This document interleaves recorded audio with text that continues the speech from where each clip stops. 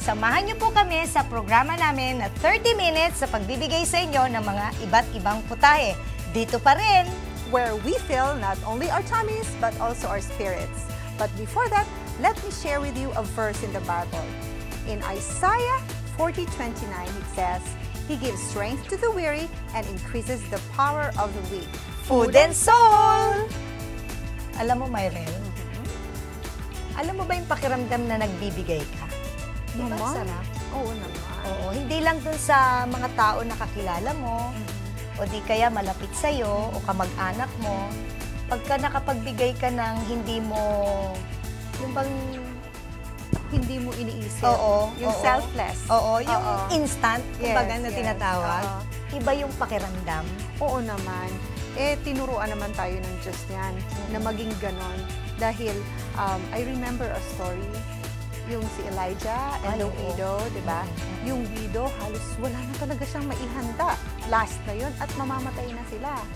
Pero nung na-meet niya si Elijah, at sabi ni Elijah, pwede mo ba ako mabigyan ng tinapay? Hindi na nagdalawang isip yung babae dun eh. Di ba? Medyo, sabi niya, last na namin ito. Pero dahil sinabi mo, ibibigay ko sa'yo. Bakit kaya? Promise kasi, sabi ni Elijah, pag binigay mo, yun naman yan sa akin, ang Diyos ay hindi ka iiwanan at bibigyan ka ng tuloy-tuloy na oil and flour dun sa iyong barrel. Na nagbibigay ng pananampalataya talaga ng gusto dun sa ano, no? Nagtiwala talaga siya, no? As in, makikita nyo yung paano siya nagtiwala. Iba kasi yung natouch siya ng Holy Spirit. So, paano siya nagtiwala na suddenly na lang nagtiwala siya na gano'n, hindi naman niya kilala si Elijah. Tama, diba? tama. So, ibig sabihin, mas maganda rin na hindi natin iniisip kung sinong bibigyan. Halimbawa, pag Christmas, di ba laging experience natin yan na magbabalot ako ng regalo para kay ganito, para kay ganito. Tapos pag may kumatok sa bahay mo na mukhang walang-wala naman, sasabihin mo, patawad. Diba? That's funny. Parang, minsan, bakit hindi natin, ang ginagawa kasi nung iba, yung mga kakakilala ko ba, from the beginning, nag-iipon na sila ng perang 5 piso dun sa alkansya. And then kapag may nangaroling, yung 5 piso na yon yung ibibigay nila, at least kahit na 5 piso, nakapagbigay sila, sharing pa rin yun. Oo. Pero ngayon, hindi tayo magbibigay ng 5 piso. Tayo ay gagawa ng isang recipe na makakapagbigay ng nourishment dun sa kung sino man, if ever, ang pumunta sa bahay nyo. Pero hindi siya mahal. Okay. So, ang gagawin natin ngayon ay isang French bread with toppings. So, it looks like a pizza. And we will bake, not really bake, but we will toast it in a pan. So, okay. Ang gagawin natin actually is more likely grilled lang. So, hindi tayo magbibirito, hindi tayo talaga magbi-bake. Kasi kung halimbawa wala naman kayo mga oven sa mga bahay nyo, then we will just grill it. Pwede naman to gawin natin sa ating mga kawali. Alright? Sige. Okay. Gagawin natin ngayon ay kukunin natin ang cut na tulungan kita, ha? French bread. Tapos, we have here several spices na most likely available naman sa bahay ninyo. The bell pepper, kunting kamatis, Sarap yan. kunting garlic, kunting sibuyas, at tomato paste para magkaroon lang ng color. Pero meron siyang distinct taste din. And then we have here the butter and parsley for decoration yung parsley. Pero ang parsley kasi meron din siyang nutrients na ginagamit dito para kunyari detox. Actually, hindi kunyari, pero ginagamit siya pag may nag-detox. Alright. So, nainit na natin yung ating pan. We will put some butter on our French bread. Yan. Then, Di ba yung oil na yan para rin dun sa babaeng widow? Dalawa yun eh. Butter, flour and oil. Pero since yung mas masarap yung butter, gamitin muna natin yung butter. Okay. Alright? Ito-toast natin siya dito. Okay. So ate, habang tinotoast ko to, kwentuhan mo naman ako ng tungkol sa mga nangyari sa yung pagiging selfless sa iyong mga... May karanasan ako dyan. Alam mo ba minsan na merong isang tao na nang away sa akin na hindi ko inaasahan? Ganon? Oo, talagang iba. Kahit ng mga kapitbahay ko nagulat. Kasi nga, sinisisi na ako na yung tapat ng bahay namin, di ba yung mga, yung kanal, umawas doon, hindi ko naman kasalanan na doon umawas yung tubig. Kinatok niya talaga ako. So, sa madaling sabi, inaway niya ako. Inaway talaga niya ako. Baka naman may ano siya noon, mood swings lang kasi may period. Kasi di ba yung kanal, dumadaan sa tapat ng bahay. And then, dahil sa pang-aaway niya sa akin, hindi kami nagpansinan. And then, dumating yung time na nag-birthday yung anak ko. Tapos natatanaw ko sila sa likuran ng bahay. Ang sabi ng asawa ko, di kaaway ko nga siya, parang ang hirap magbigay dun sa kaaway mo. Di ba sabi nga, mahalin mo yung kaaway mo. Yeah. So ang ginawa ng asawa ko, sabi niya, Agom, mas magandang bigyan mo rin yung kaaway mo. Parang ano siya. Maganda sabi ko, hoy, Agum, nahihiya ako. Parang hindi ko talaga kaya. Ako, sabi ko siya, ang ginawa ko, sinunod ko yung payo niya with prayer. Sabi ko, Panginoon, tulungan niyo po ako na maging kabati ko yung kapitbahay ko. So, kahit na anong ginawa niya sa akin, malimutan ko siya. So, naglagay ako sa isang rectangular na plate ng grill spaghetti. Muna natin to, ha? Okay, so habang nagkikwento ka, i-grill ko muna to dito. Okay, sige. Yung kamatis. So, sama ko na to. I-grill natin yan para masaya. Okay, so kwento ulit. Pagkatapos nun, ay nagbigay ako ng mas marami talaga kaysa sa ibang kapitbahay ko. Alam mo, pagkabibigay ko, ang iba yung feeling. Hindi ko naman inaway ulit. Ay, hindi na. Hindi na niya talaga ako inaway. At nahiya rin siya na awahin ulit ako dahil dun sa umaawas dun sa kanilang tapat. So, ibig sabihin, kahit na walang reconciliation na pag-uusap na nangyari, naging bati mo siya. Kumbaga, iba na rin yung pakiramdam kasi nakapag-share ka ng something dun sa tao kahit kaaway mo siya o masama ang loob mo. Tama. Ikaw, meron ka bang karanasan na ganon? Ewan ko, kasi ako naman, si bungis-gis lang naman ako sa bahay. Wala naman akong kaaway sa wala, hindi naman ako nakikipag-away. Bahala sila sa buhay nila. Kasi minsan,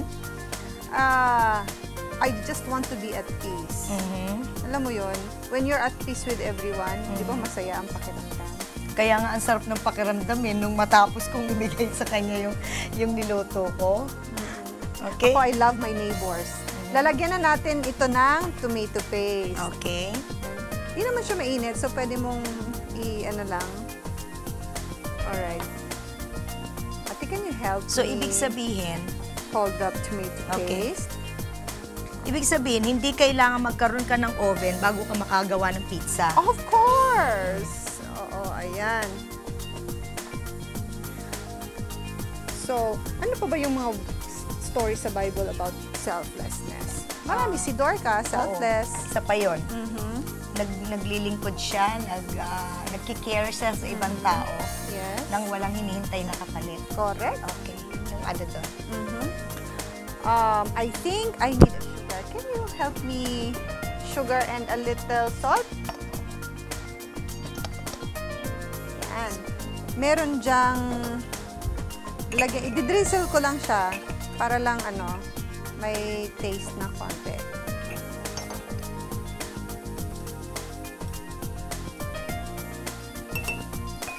Alright. Okay. So, in a minute, Wow, pwede ang na natin bango. itong anuhin. Naamoy ko na. Amoy mo na? So, pwede na natin itong, Pwede na. So, patayin ko na. patayin. And ilalagay natin siya on top.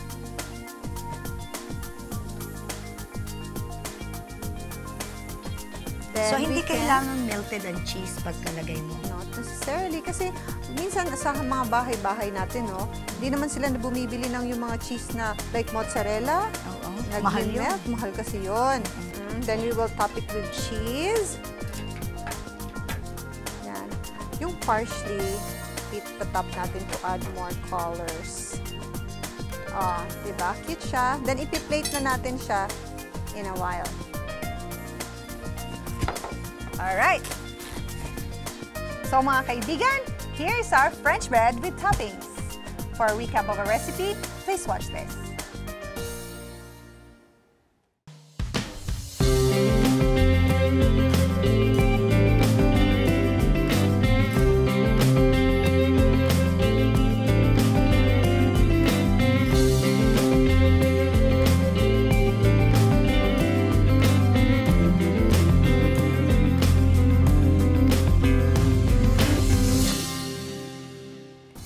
Ngayon ay dadako naman tayo sa ating main dish. Ito ay ang tofu cordon bleu pasta.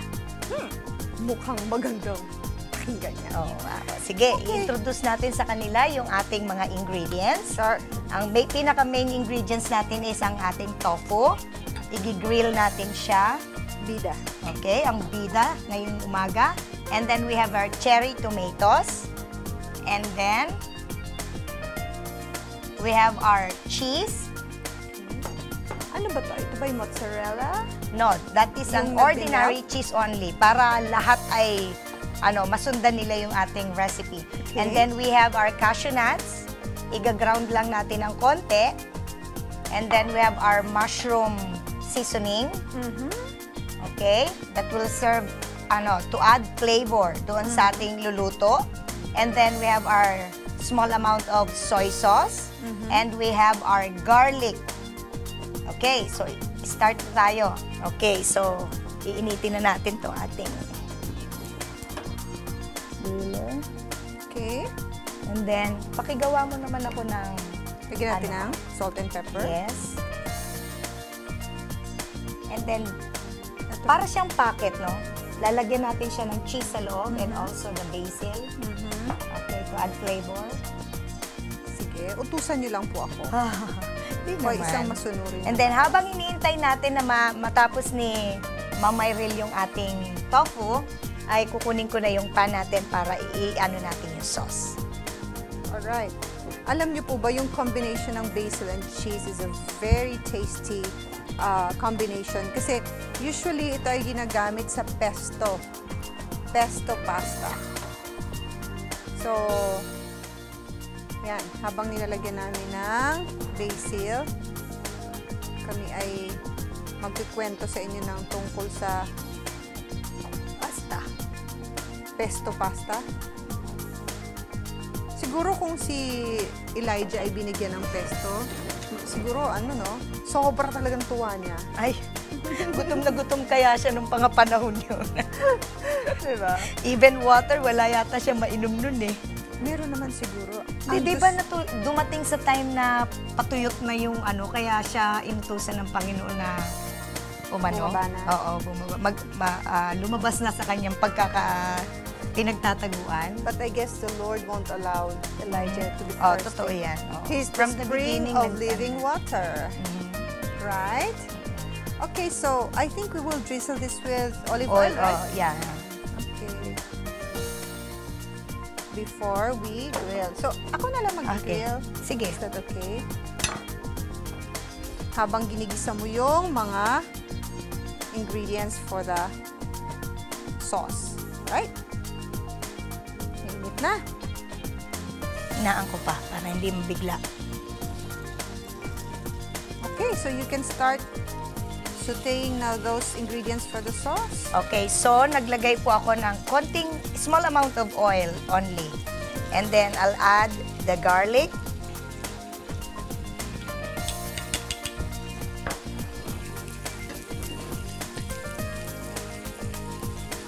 Ayun. Okay, in a short period of time. And then we will add these tomatoes. Cherry tomatoes. Cherry tomatoes. Ang ganda ng kulay ng cherry tomatoes, no? Yan, pipisain natin ng konti yung ating tomatoes. Lulutuin natin siya ng mabuti para mawala yung sobrang asim niya. Ganda ng kulay ng tofu na grilled. Okay. Akala ko hindi ginigrill ang tofu. Pwede rin pala. Pwede. Kasi it is almost cooked na eh. I-reheat mo na lang. Parang ano ba? So, gives me an idea, ha? Ayan. Oh, yeah. Kita mo, konti lang yung ano niya. Hindi So, ano katulad- pa ang gagawin ko next? And Mag-chop then? na ba ako ng basil? Oo. And then, nilalagay ko yung seasoning. mushroom seasoning, and then a little soy sauce only. And then small amount of water.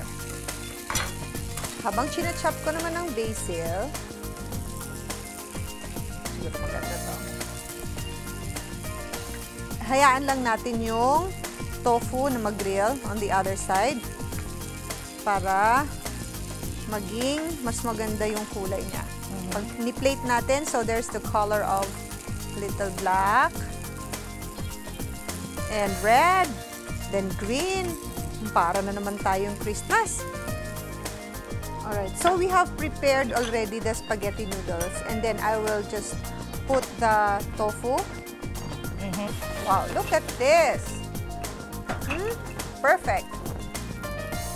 Yung spaghetti pasta pala natin, kinoat na natin siya ng olive oil para hindi siya mag-stick, at saka yung olive oil is a very healthy oil din. It's a medium chain, it has a medium chain fatty acid na maganda para sa ating katawan because it's easily digested. Okay, without covering the tofu. Of course. Lagyan natin ng konting cheese on top to add colors. Siguro mas masarap pag maraming cheese. And then our basil para merong kakaibang amoy na mabango-mabango. Yeah. And then our cashew nut.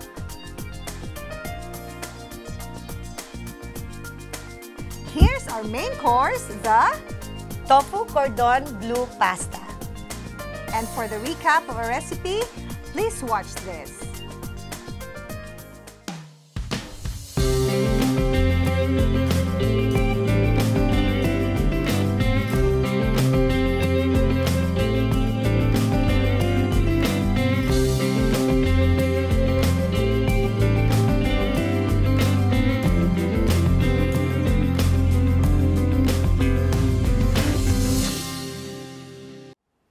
Ngayon naman, to complete our menu, we will be doing our dessert and our beverage.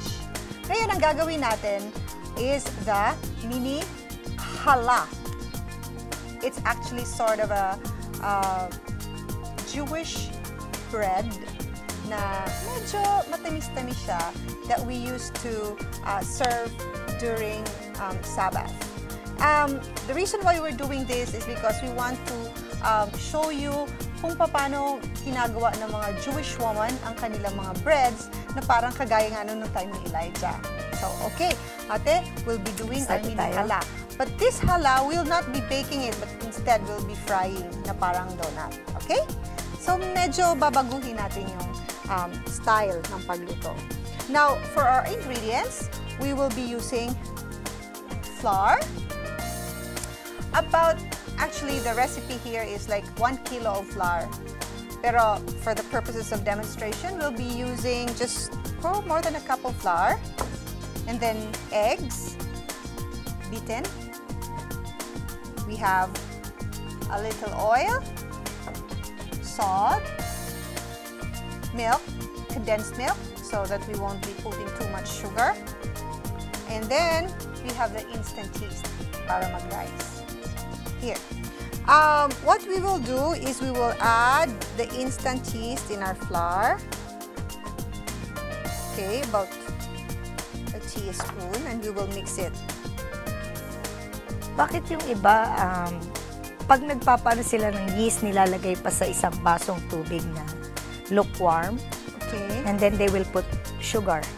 Active yeast yun. So there are two types of yeast. There's Okay. the dry yeast, active dry yeast, and then there's an instant yeast. Yun yung usual ko na ginagamit. Now, we will add the milk in our egg. So, mag-mix-mix na siya. So, we'll put here, wala lang, para mabilis. We'll put here the Condensed milk. We'll add here the oil.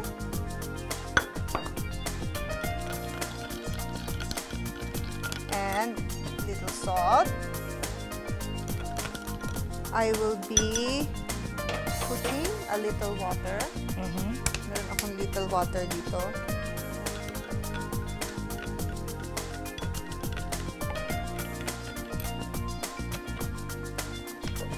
Simple lang siya no? Wala namang masyadong magic dito. And we will add this with the flour. Ilalagay ko dito yung ating flour. Okay. Alright. Then, lagyan natin ng hole. And then, pour natin siya dyan. So, little by little. Oops.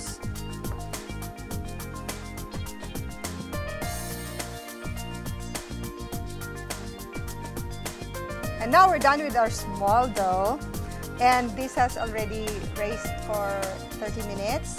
Now, what we're going to do is knead this again. And we'll form our mini halas. Parang ano lang siya, ribbon. Okay? So, magti-take off lang ako ng part of it.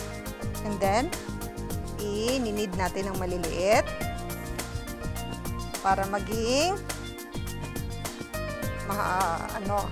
dito, Mahaba. little longer, and then we will shape it into parang mini ribbons. Here. Okay, so we'll start the frying. Okay. Then afterwards, we will be making our beverage, which is red beet and yogurt. Okay, ate, do the honors. Makikita nyo, para siyang pretzels. Cute siya. Which one? Okay, our tongs. So, cute siya. And then we will plate it na magugustuhan ng mga batang maliliit. I-drizzle natin ng sesame seed. I-drizzle natin ng sesame seed later. At isi-serve na natin. Wow, ang cute niya. Cute siya, no? I'll get na the juicer. Para i-prepare na natin siya for our... So, ano naman ang juice natin ngayon? Well, medyo paborito ko ang sugar beet. Sorry paborito ko talaga yan. Ito ang ating sugar beet. While Arlene is frying our mini challah, let's start juicing our sugar beet. Lagay natin dito. Ang sugar beet, mga kaibigan, ay matamis. Kaya siya tinawag na sugar beet. And then, lalagyan natin siya ng condensed milk. Meron ako ditong a bowl of condensed milk. Ang gagawin ko is, ano ko na yung juice ng sugar beet dito sa condensed milk. Alright. So,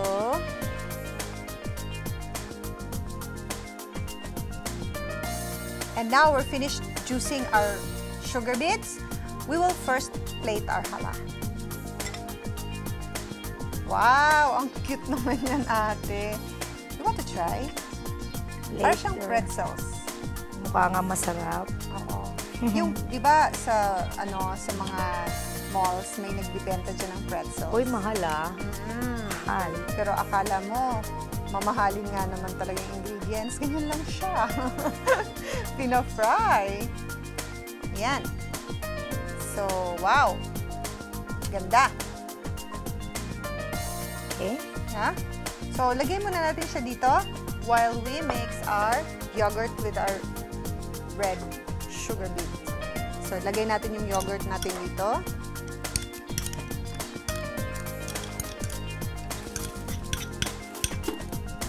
Then, we'll mix it together. Alam mo mga kaibigan, maganda to, i-process nyo and lagyan nyo ng ice. Maganda rin tong mixture shake. Yan. So, eto na yung juice niya na may yogurt. Ba yung yogurt drink? Pwede nyo rin tong gamitin ang halo sa ice cream para maging yogurt ice cream. Wow! Isn't it beautiful? Yan, mga kaibigan. Eto na ang aming mini halas and our sugar beet yogurt juice. Okay, so this is our dessert. And for those who wants to get our recipe for today, please watch this recap. And after that, we'll have a short break. Stay with us.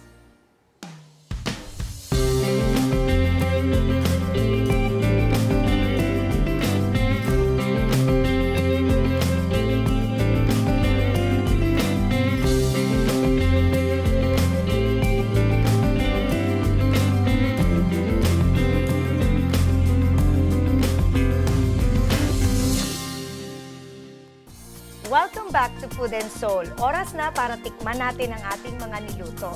Pero bago yan, pasalamatan muna natin ang ating Panginoon sa mga biyayang tatanggapin natin ngayong umaga. Irel? Let's pray. Our Heavenly Father, thank you very much for the food that you have blessed for us. Thank you, dear Lord, for the knowledge that we have shared to our brothers and sisters, to our viewers. And Lord, may this knowledge be used in their individual family homes so that they will be nourished and they will be healthy all the days of their life. Thank you, dear Lord, for hearing and answering our prayers. In Jesus' name, amen. Okay. Timan na. Kanina pa ako nang gigigil dito sa halam mo eh. Nakaflatter naman ako dyan. Ito naman ang gusto kong tikman. Kasi I have not tasted something like this yet. Sige nga. Actually, medyo parang may pagka-Italian siya. Because of the tomatoes. Yeah. Kaya nga kukuha ako dun sa may side ng tomatoes. Parang ang dami ng tomatoes. Alam mo itong ginawa mo? Tamang-tama lang yung tamis. At saka medyo crispy siya. Parang sa mga French bread na na store. French bread. Mga French bread ba na ipinagbibili nila? Ang sarap. Ang textures niya, medyo crispy siya. And then cute pang tingnan. Now the pasta. Hindi nga. Super al dente, yung sourness ng tomatoes, yung basil, parang pesto. Tapos, I'll try the tofu. Kasi, bihira ako makatikim ng grilled tofu. Kakaiba siya. Super. Tama lang sa ito. I'll taste this one naman. And then, iinumin natin itong ating parang tonic healthy drink.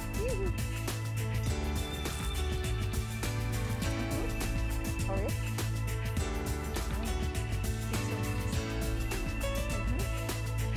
Sarap. Crunchy. Cheesy. You can taste the garlic and the butter. And malinamnam talaga siya. Nararamdaman mo lahat ng bits and pieces of spices na nakasama sa ganito. At ngayon, titikman naman natin ang ating sugar beet yogurt drink. Cheers! Ang sarap. Yeah. Hanapin ko to sa market. Yeah. At hindi nag-overpower ang yogurt doon sa sugar beet. Hindi rin nag-overpower ang sugar beet doon sa yogurt. Ngayon, mga kaibigan, maraming salamat. Sana marami kayo natutunan sa aming mga binigay na recipes ngayon at paggamit kami sa inyong mga family at sa pag-entertain ng inyong friends. And hope we will be able to give you more best recipes dito pa rin where we fill not only your tummies but also your spirit. Food and Soul!